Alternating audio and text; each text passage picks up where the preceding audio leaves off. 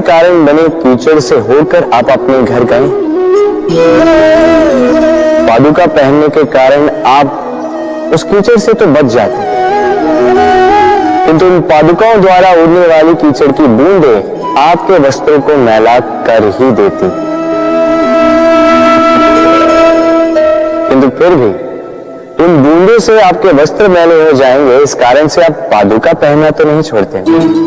इसी प्रकार जीवन में कुछ ऐसे लोग भी आते हैं पादुका की भांति, जो आपको कीचड़ से तो बचा लेते हैं, किंतु वस्त्र रूपी आपके मन पर शंका के दाग लगा ही जाते हैं। इन लोगों के कारण से मन को खिन्न करने की आवश्यकता नहीं है।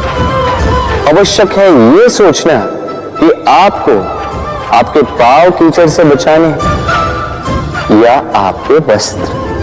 जीवन में गंभीर होना अच्छी बात है, किंतु हर बात को यदि गंभीरता से लेने लगोगे तो जीवन का आनंद समाप्त हो जाएगा। ये संसार अनित्य है, यहां पे ऐसा कुछ भी नहीं जो सदा के लिए जीवित रहेगा। तो जब तक ये जीवन है, संतोष और आनंद से जिए।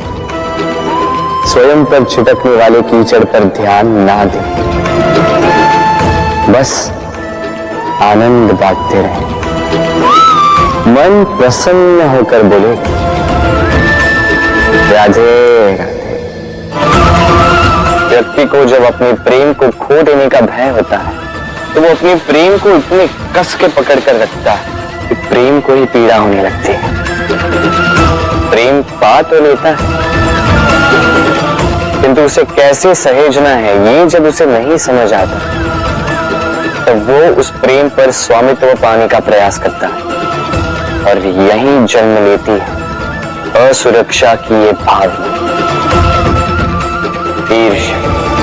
तो एक लंबे वियोग के पश्चात दो प्रेमी एक दूसरे से पुनः मिलते हैं तो सबसे पहला भाव जो उनके मन में आता है वो ये कि कैसे एक क्षण के लिए भी अपने प्रेमी को स्वयं से दूर न जाने दो, कैसे अपने जीवन का एक एक क्षण अपने प्रेमी के साथ बिता।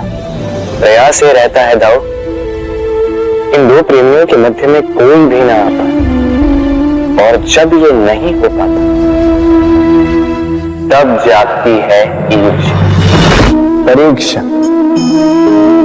एक ऐसी व्यवस्था जिससे मुझे, आपको, सबको कहीं ना कहीं दो चार होना ही पड़ता है। स्मरण कीजिए अपना बालपन। आप परीक्षा देने बैठे। अब कुछ बालक ऐसे होते हैं जो वर्ष भर परिश्रम करते हैं, पढ़ते हैं, मन से परीक्षा देते हैं। कुछ बालक ऐसे होते हैं जो अपने आसपास बैठे बालकों की नकल करते हैं और परीक्षा में उत्तीर्ण भी हो जाते हैं। बुरा लगता है यह सोचकर कि कोई बिना किसी परिश्रम के परीक्षा में उत्तीर्ण कैसे हो सकता है।